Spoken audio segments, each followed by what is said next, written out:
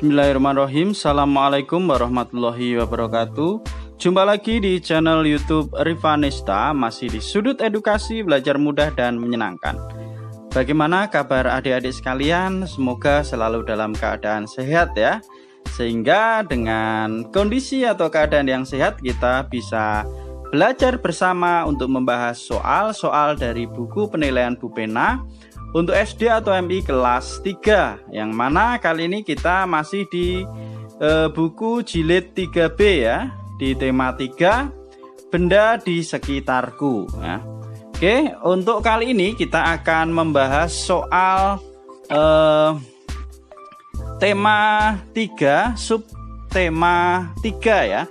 Untuk subtema 1 dan subtema 2 sudah kita bahas di video sebelumnya ya, latihan soal subtema 1 dan subtema 2. Mungkin yang ketinggalan bisa dilihat di playlist ya, pembahasan Bu Pena kelas 3. Oke, langsung saja kita menuju ke soal yang kita bahas kali ini, yaitu latihan soal subtema 3. Subtema 3 itu tentang perubahan wujud benda ya. Oke, untuk muatan pelajaran yang pertama yaitu bahasa Indonesia. Nomor 1, salju adalah air yang jatuh dari awan yang memadat. Arti kata yang bercetak miring adalah, nah ini, arti kata memadat itu apa? Oke, memadat itu artinya adalah menjadi padat atau berubah menjadi padat. Jawabannya yang paling tepat adalah yang A. Lanjut ke soal berikutnya, nomor 2. Perhatikan kalimat berikut. Es batu yang dipanaskan akan titik-titik. Kata yang cocok untuk melengkapi kalimat tersebut adalah, nah, es batu kalau terkena panas dia akan mencair ya, dari padat menjadi cair, disebut mencair. Jawabannya adalah mencair. Nomor 2 ini sudah saya tuliskan ya. Nomor 2 mencair. Oke, kita lanjutkan untuk soal berikutnya. Nah, ini kita diminta untuk membaca teks terlebih dahulu untuk menjawab soal nomor 3 dan 4. Bensin merupakan salah satu minyak bumi yang mudah menguap. Karena sifatnya yang mudah menguap, maka sebaiknya bensin tidak dibiarkan terbuka di udara terlalu lama. Hal ini dikarenakan bensin akan habis karena menguap menjadi gas. Oke, pertanyaan yang pertama atau pertanyaan yang nomor 3 ya. Arti istilah yang dicetak tebal adalah, nah, menguap.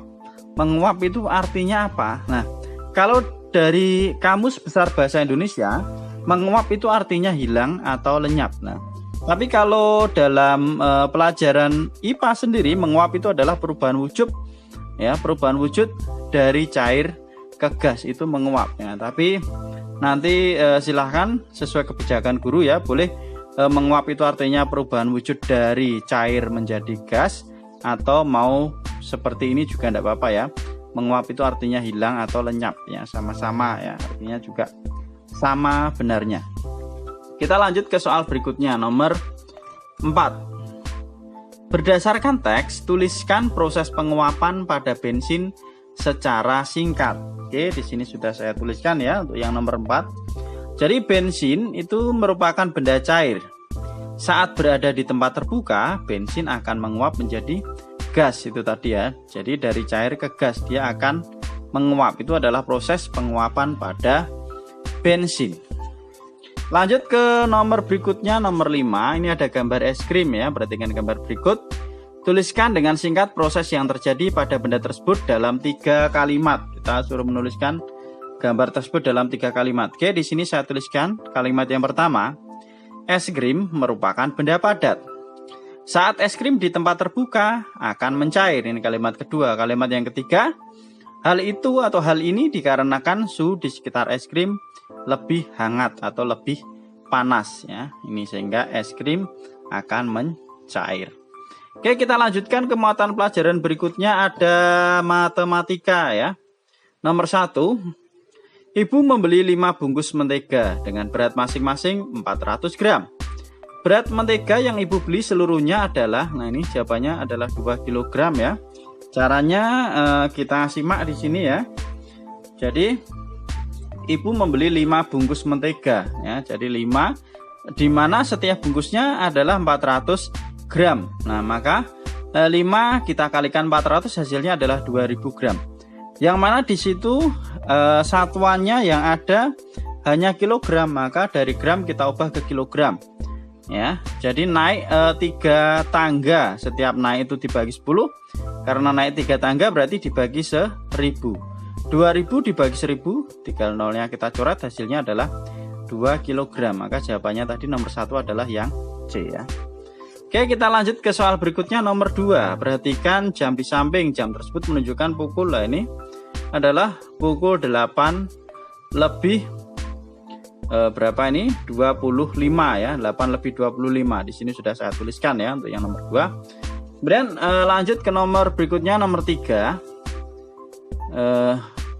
Jarum pendek sebuah jam menunjuk di antara angka 5 dan 6.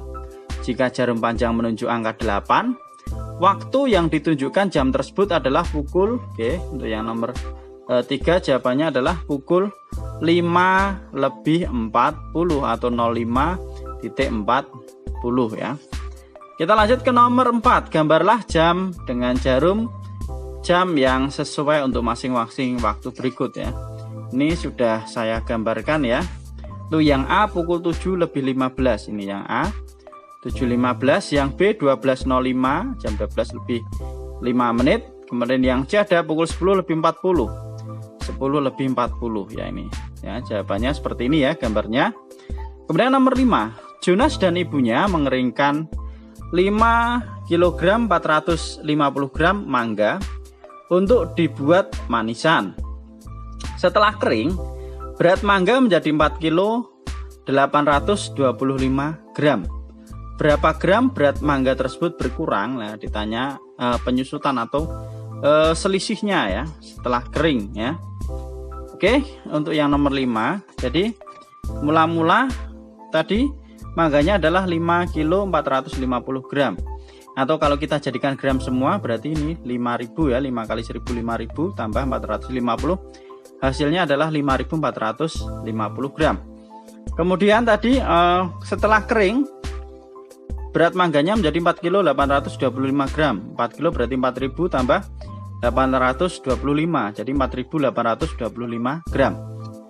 Ditanyakan berapakah selisih ya, atau berapa gram berat mangga tersebut berkurang. Lah pengurangannya berarti dari berat mula-mula ya, berat mangga mula-mula tadi yaitu 5450 kita kurangi dengan 4825, hasilnya adalah 625 gram ya. Jadi jawabannya adalah 625 gram. Itulah berat mangga yang berkurang atau pengurangannya ya.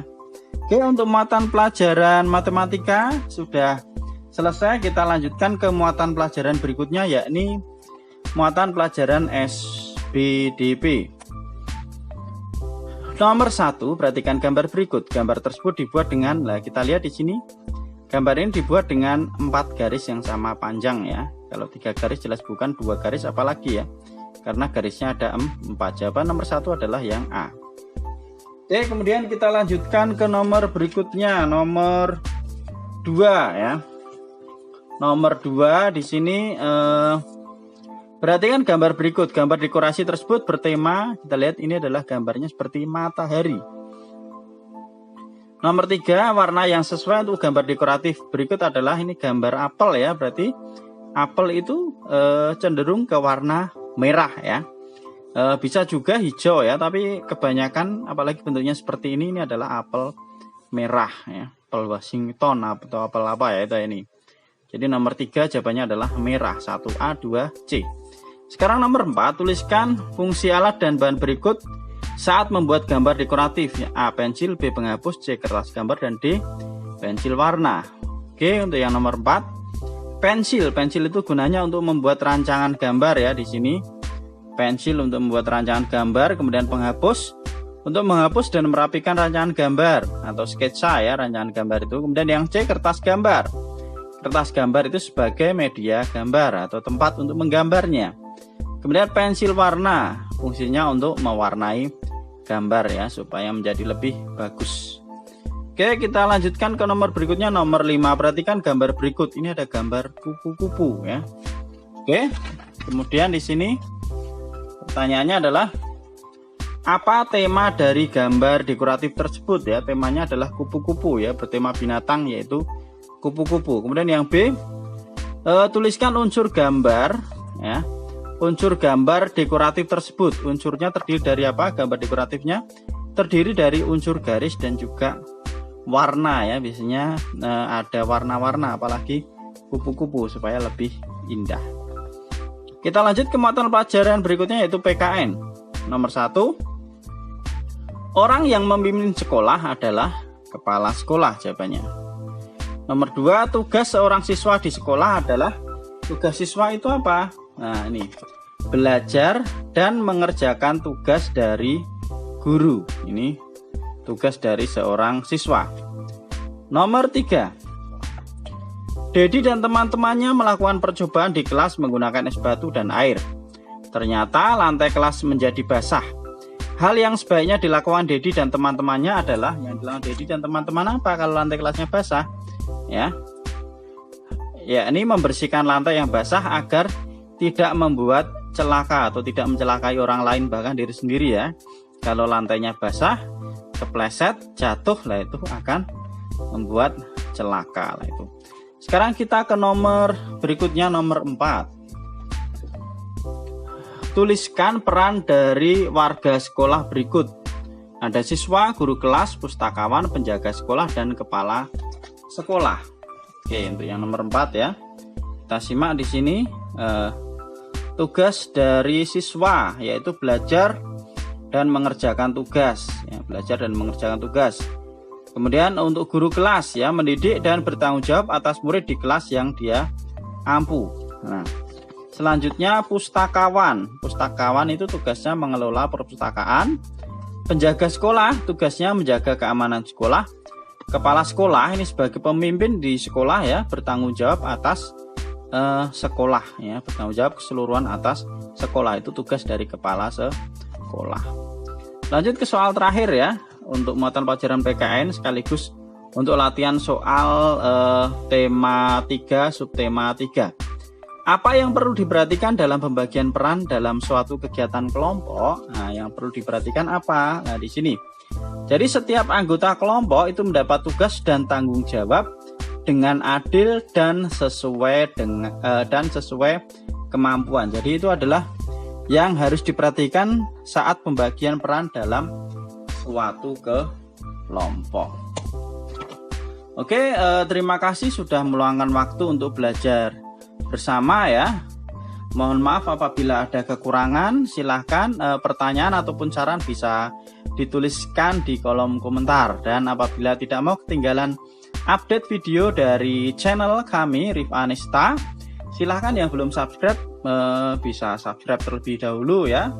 Dan mungkin apabila tidak ingin ketinggalan pemberitahuan saat kita update video, yang belum dinyalakan loncengnya bisa ditekan dulu ya.